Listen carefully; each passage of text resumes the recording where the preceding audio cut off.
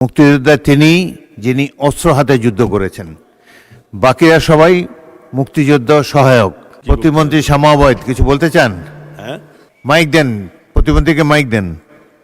মাননীয় স্পিকার, ধন্যবাদ আপনাকে। আমি জাস্ট একটা কথা বলতে চাচ্ছি চলমান বিষয় নিয়েই। গতকালকে এই মহান সংসদে মুক্তিযুদ্ধ নিয়ে অনেক কথা হয়েছে।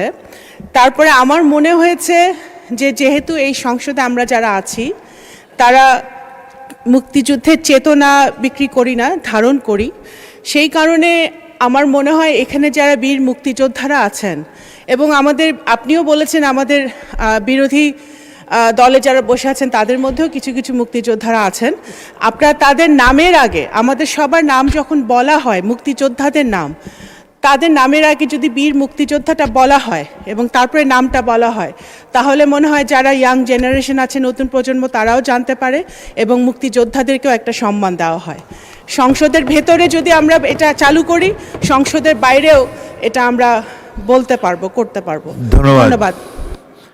মাননীয় প্রতিমন্ত্রী ইতিমধ্যে মুক্তিযোদ্ধার সংজ্ঞায় কিছু পরিবর্তন এনেছে, যেটি এই সংসদও অনুমোদন দিয়েছে। সেটি হলো মুক্তিযোদ্ধা তিনি যিনি অস্ত্র হাতে যুদ্ধ করেছেন, বাকিরা সবাই মুক্তিযুদ্ধ সহায়ক।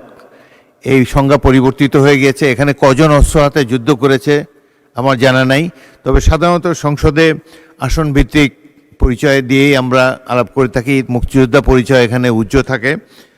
তবুও যদি শিওর হই কারো সম্পর্কে যিনি অস্ত্র হাতে যুদ্ধ করেছেন, প্রকৃত মুক্তিযোদ্ধার সংজ্ঞার মধ্যে পড়েন, তাহলে সেভাবে তাকে উল্লেখ করার চেষ্টা করা হবে।